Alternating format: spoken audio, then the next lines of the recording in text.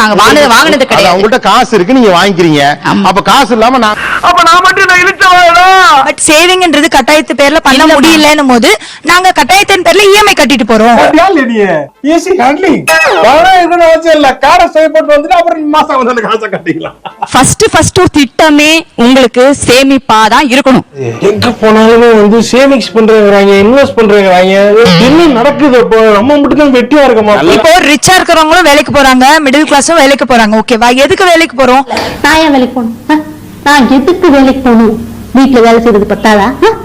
அந்த டைம் நான் ஆசைப்படும் போது ஒரு விஷயத்தை என்னால வாங்க முடியலன்னா அந்த சம்பளம் எதுக்குன்னு நான் கேக்குறேன். சம்பாதிச்சுதானே ஆட்டமா ஆடுறீங்கப்பா, கையெல்லாம் காட்டுறீங்க. நாங்க சம்பாதிக்கிறோம். ஒரு மாசம் நீங்க கடன் இல்லாத படுத்து தூங்கி பாருங்க, அதுதான் வாழ்க்கை. அட்வைஸ் பண்றதே ஒரு அடிக்ஷன் தானே. எவனா பார்த்தாலும் போய் அட்வைஸ் பண்ணிட்டு இருக்கல. ஒரு வாஷிங் மிஷின் என்ன விலை? சார் 20க்கு மேல எவ்வளவு வேணா. எனக்கு புரியல, உங்களுக்கு வாஷிங் மிஷின் விலையே சரியா தெரியல சீரியஸா தெரியல. பொருளை காசு கொடுத்து வாங்குறப்ப விலை தெரியும். இங்க வாங்கி இருக்கீங்களே, யாருக்கு விலையே தெரியல. என்னடா மாசம் இஎம்ஐ கொடுக்கறது இதெல்லாம் சேர்த்து வாங்கினா தான் என்ன?